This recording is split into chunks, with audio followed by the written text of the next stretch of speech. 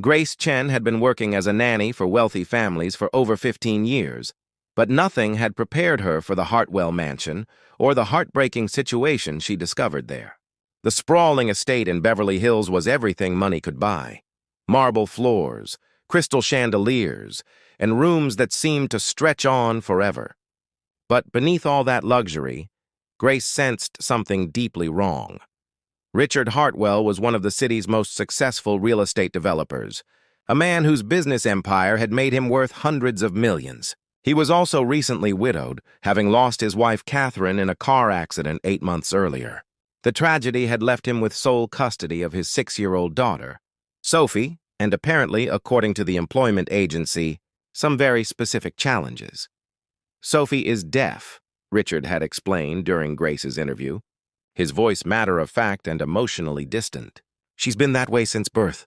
We've tried everything. The best doctors, hearing aids, even looked into cochlear implants. Nothing works. She communicates through some basic sign language, but honestly, it's limited.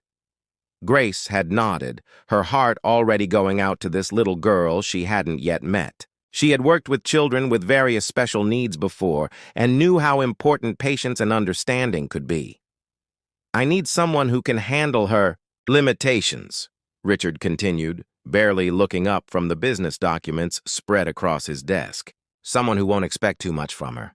She spends most of her time in her room anyway, keeps to herself. The coldness in his tone had struck Grace as odd, but she attributed it to grief. Sometimes people dealt with loss by shutting down emotionally, even toward their own children. When Grace first met Sophie, she was struck by the child's beauty and the profound sadness in her large brown eyes. Sophie was small for her age, with delicate features and long dark hair that reminded Grace of her late mother, whose portrait hung in the main hallway. The little girl sat quietly in her playroom, surrounded by expensive toys that looked barely touched. "Hello, Sophie," Grace said gently, kneeling down to the child's level.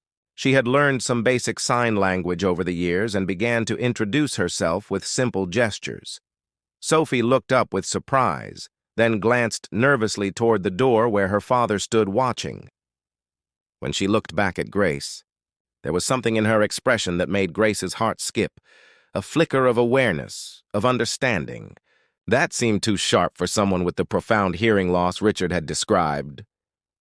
"She won't respond to much," Richard said dismissively. "Like I said, she keeps to herself. Just make sure she eats her meals and stays out of trouble." He left without another word, already pulling out his phone to take what sounded like an urgent business call. Over the following days, Grace began to notice things that troubled her. Sophie would startle slightly when a door slammed somewhere in the house, even when she couldn't see it happening. When Grace played music softly while cleaning the playroom, she caught Sophie swaying almost imperceptibly to the rhythm. Most telling of all, when Richard raised his voice during phone calls, which happened frequently, Sophie would flinch and move farther away, even when her father was in another room entirely. Grace decided to conduct her own gentle tests. When Sophie was playing with blocks, Grace quietly hummed a lullaby behind her. Sophie's hands stilled for just a moment, and Grace saw her tilt her head slightly, as if listening. When Grace accidentally knocked over a cup, creating a sharp clattering sound, Sophie immediately looked toward the noise. But most heartbreaking of all was what happened when Richard was around. Sophie would sit completely still, her expression blank and unresponsive. She never reacted to his voice, never looked at him when he spoke, never showed any sign of hearing.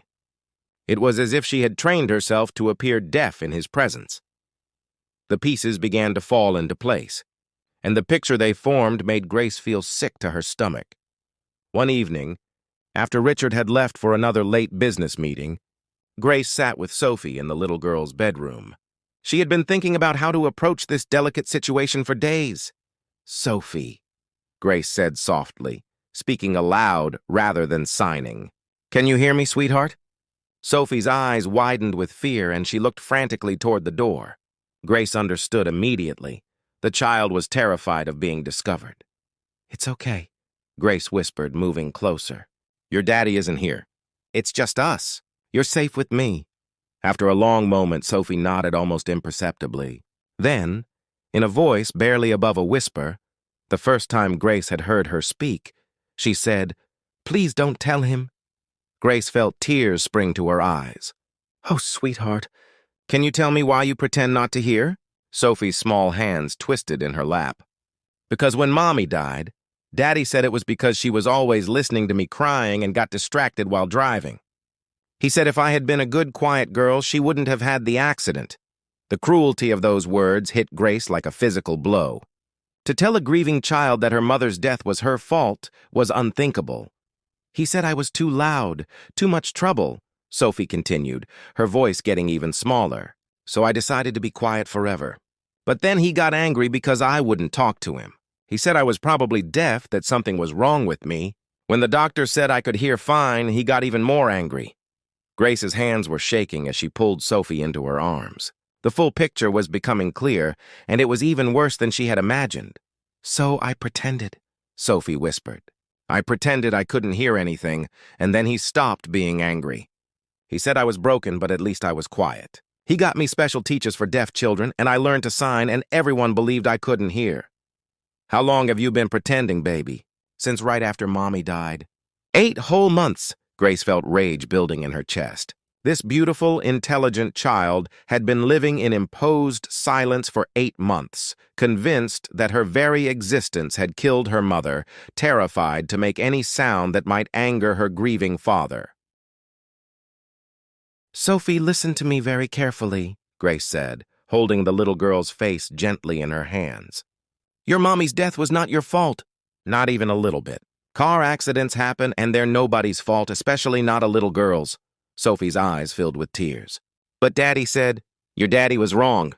He was hurt and sad about losing Mommy, and sometimes when grown-ups are hurt, they say things they don't mean. But that doesn't make those things true." Over the next few days, Grace struggled with what to do. She knew she had to confront Richard, but she also knew Sophie's well-being had to come first.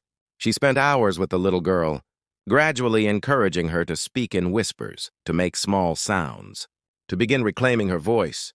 The breakthrough came when Sophie laughed. Grace had been reading her a funny story.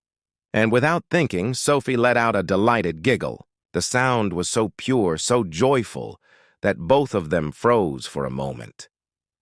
"I laughed," Sophie whispered, her eyes wide with wonder. "You did," Grace confirmed, smiling through her tears. "It was the most beautiful sound I've ever heard." That evening, Grace requested a meeting with Richard. He was in his study, surrounded by the business deals and financial reports that seemed to consume every moment of his life. "What is it, Grace?" "I'm very busy. We need to talk about Sophie." Richard barely looked up. "Is she being difficult?" "I told you she doesn't require much. Just basic care." "She's not deaf, Mr. Hartwell."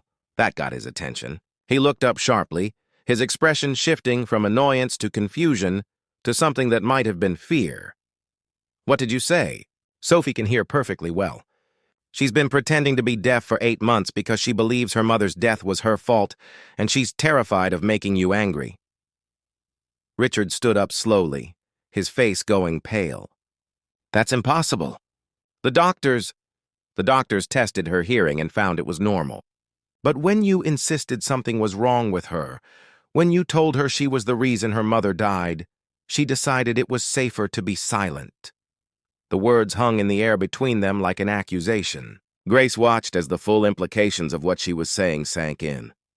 "I never said," Richard began, then stopped. Grace could see him remembering, could see the horrible recognition dawning in his eyes. "You did say it, Mr. Hartwell, and a traumatized 6-year-old believed you." Richard sank back into his chair as if his legs couldn't support him anymore. "Oh God, oh my God, what have I done?" "You were grieving," Grace said, her voice gentler now that she could see his genuine horror at the situation. "But Sophie has been living in silence, terrified to make a sound, convinced that she killed her mother." Richard's hands were shaking as he covered his face. "Catherine was always telling me to spend more time with Sophie, to be more present. The night of the accident, Sophie had been crying because I'd missed her school play for a business meeting. Catherine was upset with me. We were arguing in the car." The truth was spilling out now. The guilt and grief he had been carrying for months. I blamed Sophie because it was easier than blaming myself, he whispered.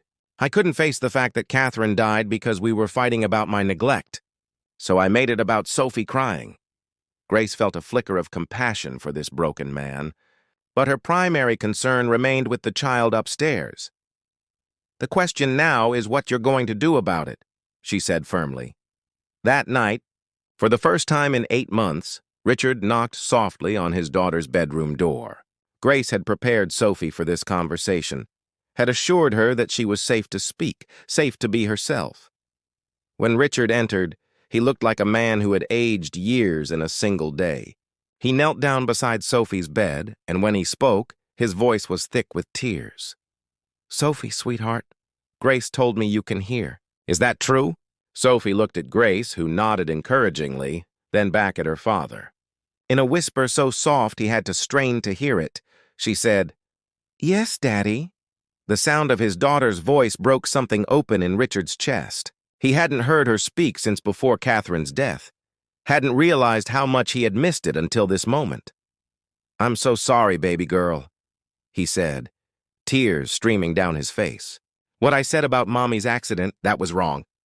So wrong. It wasn't your fault. It could never be your fault. But you said, I was wrong, Richard interrupted gently. I was sad and angry, and I said terrible things that weren't true. Mommy's accident happened because another driver ran a red light. It had nothing to do with you crying, nothing to do with you at all. Over the following weeks, with Grace's help and the support of family therapists, Sophie slowly began to reclaim her voice and her place in the world. Richard threw himself into learning sign language, not because Sophie needed it, but because he wanted to communicate with her in every possible way. The expensive hearing specialists were replaced with child psychologists who helped both father and daughter work through their grief and trauma. Richard restructured his work schedule, missing meetings and turning down deals to be present for Sophie's recovery. One morning, Grace found Sophie singing softly to her dolls, the first time she had made music in 8 months. The sound was tentative but growing stronger, like a bird testing its wings after a long winter. She's going to be okay, Grace told Richard as they watched Sophie play. Richard nodded, but his expression remained serious. Will she ever forgive me? Grace considered the question carefully. Children are remarkably resilient, Mr. Hartwell, but forgiveness isn't just about what Sophie decides. It's about the man you choose to be from now on. As the weeks passed, Richard proved himself worthy of that second chance. He learned to listen not just to Sophie's words, but to her silence, her fears, her needs. He discovered that his daughter was brilliant and funny and creative, qualities that had been hidden beneath her imposed silence. The house began to fill with sounds that had been missing for months. Sophie's laughter, her questions, her stories about school and friends. Richard found himself looking forward to coming home, eager to hear about her day, to share in her rediscovered joy in the world. Grace knew her job there was nearly finished. Sophie was thriving, Richard was learning to be the father his daughter needed, and the family was healing. But she would always remember the brave little girl who had sacrificed her own voice to protect herself from a grief-stricken parent's misplaced blame. Sometimes the cruelest truths were hidden in plain sight, disguised as protection or care. It had taken an outsider's eyes to see what should have been obvious, that Sophie's silence was not a disability to be managed, but a trauma to be healed. And sometimes, Grace reflected, the greatest gift you could give a child was simply the permission to be heard.